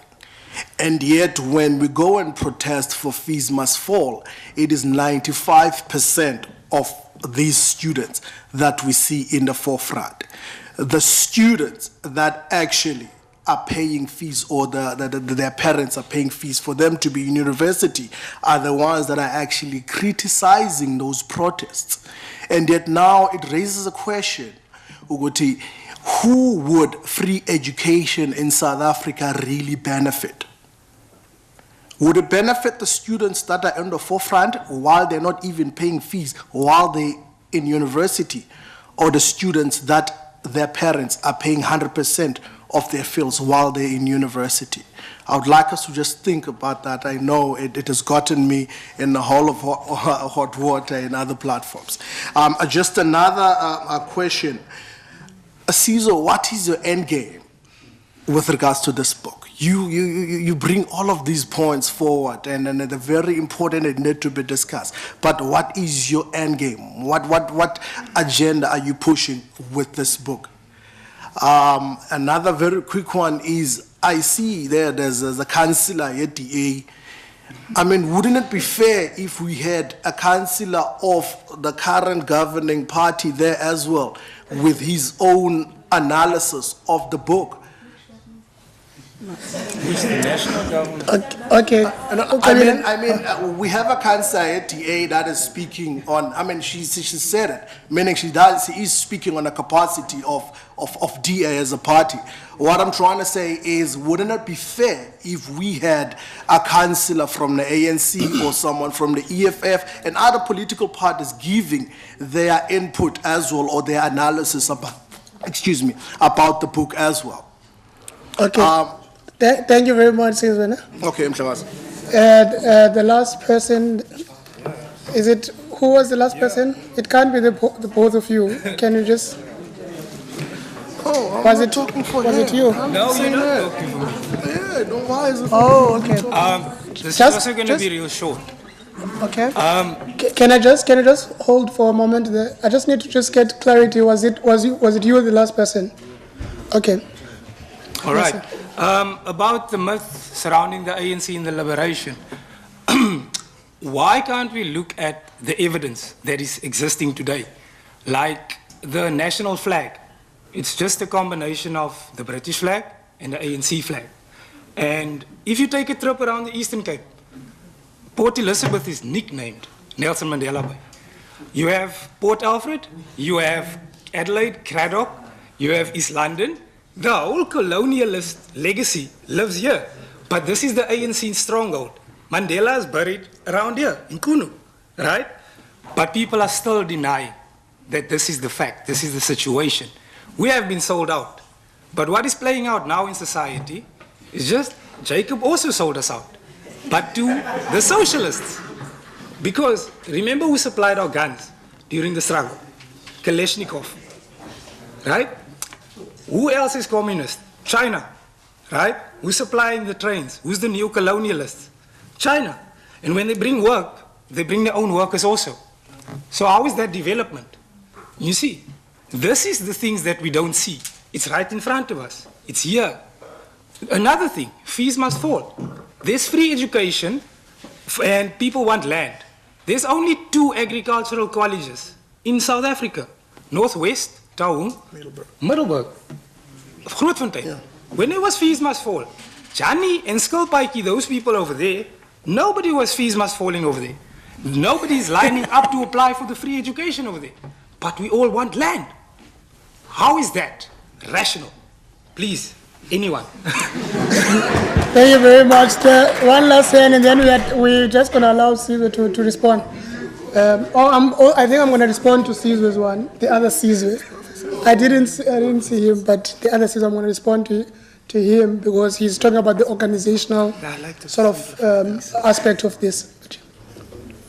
Thank you very much. My name is Nikita. I would like to note this first, that if Sam had not spoken, there will probably be no female who's actually had spoken in this whole entire room. And I think that somewhat it's sad that female voices are silenced somewhat. And when we talk of democracy, the ANC, from its genesis, it was formed by a bunch of black males, those privileged black people. Sol Plaatje went to the UK and was almost adopted by a priest. He came back, had married a white woman, and went to Lovedale College, became a priest, and removed himself from almost black life. Moroka also went to the UK and was educated as a doctor. So when we talk about ANC and it liberating South Africa, at some point the people who actually gave birth to ANC were not the common South African person. It was a different crop of elitist black people. So when we talk of the ANC and it being with the people, it moved toward later the 1940s where there was radical, the youth, Omandeni or Tambo. So we should be able to be honest when we look at history and in terms of where we come from. So the ANC has not always been part of the people. And even when it takes this central, democratic centralism, at somewhat when you enter those political organizations, your voice, as much as an individual or as an individual, when you come out, you always told, okay, there's leadership, there's a structure, respect the structure, respect what's happening. Not much happens where the downtrodden people in society can be given a voice and that voice somewhat fuses into the organization. So I would like for us to look at that and talk about live reality and actually the people that actually on the street that feel actually feeling what's happening. And also when we talk about land and people, just black people, South African people, there's quite a spiritual context and connection to land, right? When you are a black person, you get born, right? The ceremony of where Inkabako, Ibapi, initiation, marriage, all that stuff. So it's not about a commercial entity of land. It's also a spiritual part of land. And when we look at land from that point of view, it's almost quite Western, Eurocentric when we talk about land, and it's just being commodified, made an asset, right? And also in terms of when you talk about democracy, who owns democracy? Who are the people? And when you look at just the faces that happens, who's in parliament, who gets to speak, and the narrative that they speak, always somebody, it's always a man, whether it's black or female, always a man, or there's meshland, or it's a female that speak and they're quite feminine. You never quite get any queerness. It's always a binary process when we're talking about leadership and power. So you get voices in history who are quite silenced again and again and again. So it's not that much, in terms, this is democracy, it's quite a weird thing because you get people who are silenced besides the delusional part of it. And where you get people who actually get raped or whatever. But when we look at Jacob Zuma or Thabo Mbeki or whomever, we must understand that they are coming from a society, from our homes, from our communities, and they built up. So the leaders that we have now, they're not just people who came from the sky, who just land up. So it means there's much more in terms of the micro fabric of society, in terms of what we continue to reproduce and what we continue to allow to happen to filter upwards. So I think it requires much more a bigger understanding and study in terms of who are we in terms of as a people and what's happening and what are we filtering up or allowing to actually come up in terms of the myth about land, democracy and whatever. So as I wrap up, for me, when we look from the book, I haven't read it. Haven't read a lot of things in a very long time, but I'm interested in terms of reading it. But my main concern is, are we honest enough, and are we able to understand the privilege that we have, or are we able to be comfortable actually to get a paradigm shift, right? Because when we talk of land with a white person, it's much... I'm going to cut you now, because I think you've made your point more than enough. Thank you very much. Thank you very much. Just to capture Sizwe's point there, that we should have considered political representation. This is really not from a political mind, and this is not truly a political platform. It's a platform that has issues that all of us, there are people from a Christian perspective, there are young people who are coming, he's raising issues of gender, there are other people who are raising other issues other than just being, party political. And it was a considered view that we don't take a political view on this one. Because I've read the book as well, and most of the people have read, and we wanted to engage the content. And Semi and Tolika, I think they are doing justice to what is in the book, according to also what I've read. But I understand that is a question that anyone actually probably was wondering about. I'm going to allow Sizwe to just come and answer what he can. He is still going to be available just to sign off copies of the books that you might have purchased, maybe at CNA, and also buy some of his books and album from him. He does have a speed point, and then from there we'll... So you are well catered for. I think now we're going to have him to just respond. We're going to have closing remarks from each of the respondents as well. Or should I actually do it the other way around? I think let's do it the other way around, and then because now it's 8:20, so I don't want to have you sleep here. Sorry, Mr. Mwaz, could we just really hear from Sizwe and then we can have the closing remarks after, because really some of us who press for time, we would like to hear from him, and then maybe we could miss the rest. Okay, I appreciate that, but the reason why we want him to have the final word. So if you are really pressed, we will okay, no, it's fine. It's not a problem. Yeah, sorry. I'll catch it on social media. Yeah, thanks for your leadership. I think I really want to... In the interest of time, because I'm also aware that time is against us, we started very late. My last remark is to appreciate and encourage dialogue of this nature from the fruit of democracy. I want to commend you. I'm not going to respond to the questions that have been posed. I think Sizwe is well prepared to commend the dialogue as initiated by the fruit of democracy, and the audience is fairly young. How I wish you build up from these initiatives to ensure that we dialogue and engage and discuss the issues that are affecting society, because whether we like it or not, tomorrow we're going to lead this society. So we've got to engage of how best can we build this new democracy that is under attack. Thank you very much.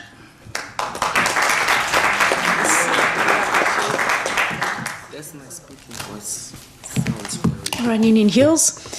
Just quickly, 3 things. One, I think one of the themes that have come up from these discussions is how we balance between the individual versus the collective. Big problem that we have on a daily basis. I think, Nikita, you articulated it so well. Whose interests? Is it an individual's interests, or is it the collective's interest? I think factionalism, I think, Pedro, you romanticized factionalism quite well. Look, factionalism is funded. That's the reality. Whoever has resources, the most resources, better aids factionalism. That's what it comes down to. And then finally, I think Sizwe, also, just from the discussions, what I could pick up, intersectionality is really important. I'll leave it at that. It is true, in terms of gender, the dominant discussion is binary, male versus female, but even in our definitions of those two constructs, we don't take the discussion as far as we should, theoretically or practically, or even in terms of the narratives that we're driving. So yeah, leave it at that. Thanks.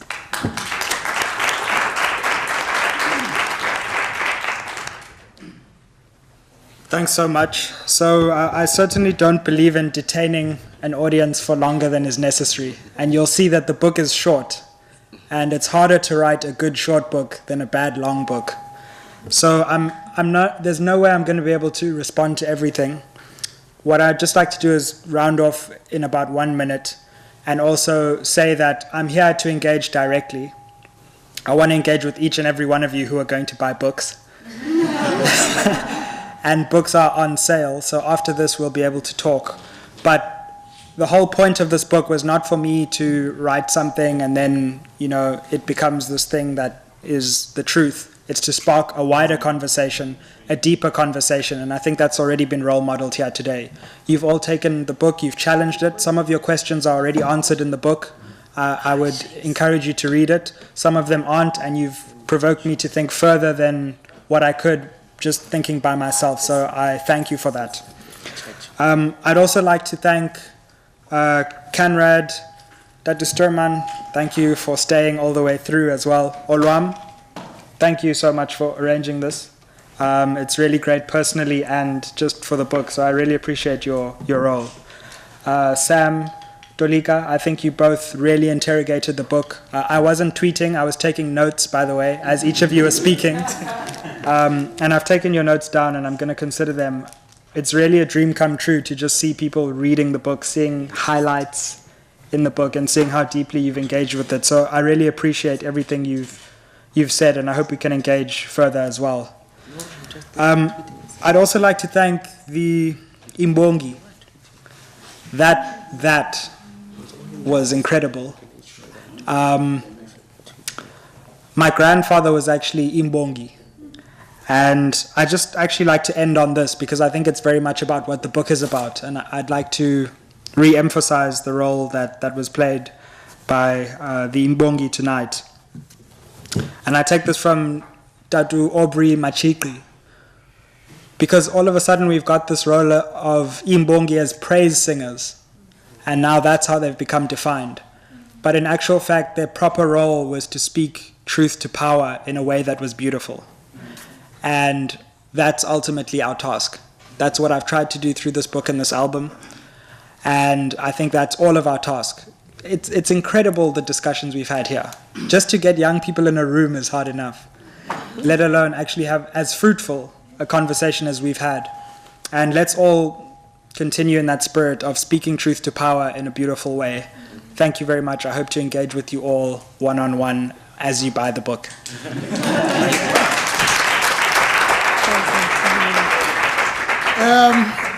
Seset will just come to do the vote of thanks, but from me as a facilitator for tonight, I think we should really connect even outside this, and maybe other things will come out from such dialogues.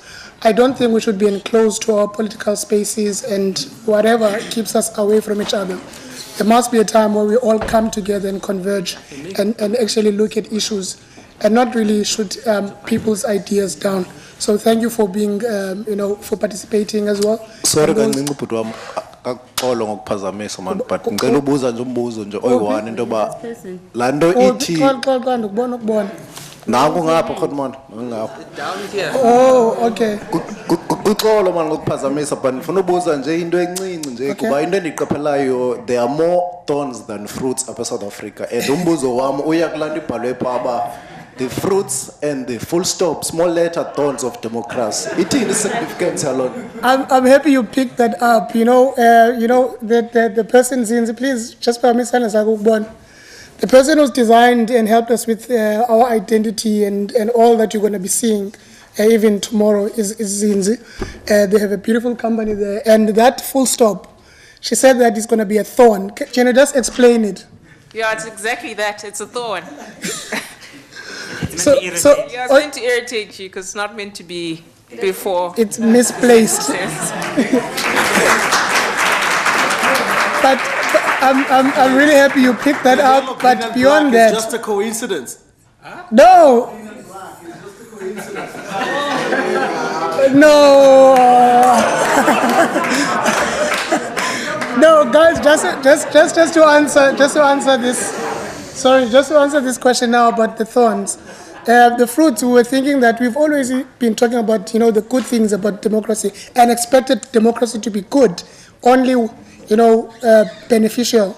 But now we found out that our leaders actually needed a bit of work. Women actually being killed, femicide, and all of those things. We found out that corruption and the Guptas and everything that has gone wrong, that we actually had to actually have a balanced sort of dialogue around it. And at the same time, coincidentally, Sizwe had this book, and when we actually engaged about it, it actually spoke into what we're trying to do. So that's the explanation. Thank you very much for that. All right, good evening, everyone. My name is Sizwe Mpofu-Walsh, and I would just like to give a brief thank you. There's a quote by Zig Ziglar that says, "Gratitude is the healthiest of all human emotions. The more you express gratitude for what you have, the more likely you'll have more to express gratitude for." So we would like to just express gratitude right through, because without our sponsors, without our media partners, this event and tomorrow's event wouldn't be what it is. Firstly, we'd like to thank Kenred, Mr. Sonwabo Stearman, and Mr. Alan Zinn for helping us put together this amazing event. We'd like to thank Sizwe for coming down. I think this is the first book launch in the Eastern Cape. So that's a very awesome thing. And then we'd like to thank our respondents, Tolika and Sam Beynon. You guys did an excellent job. We'd like to thank the Fruits of Democracy LOC team. Are they all still here? Utando Paduza, Asanda, Mlata, Anele Dloto, Olwam Mwazi, and myself. And we'd like to also thank our media partners, Madiba's Radio, Kingfisher FM, Ubay TV, Umhlobo Wenene, for coming through and hosting this event and also being present at tomorrow's event as well. So we are looking forward to seeing you guys tomorrow. Now that we've kind of, thread on the thorns, we want to celebrate the fruits and the excellence of young people at the Athenaeum at 6 p.m. So with that being said, good night and God bless. Thank you.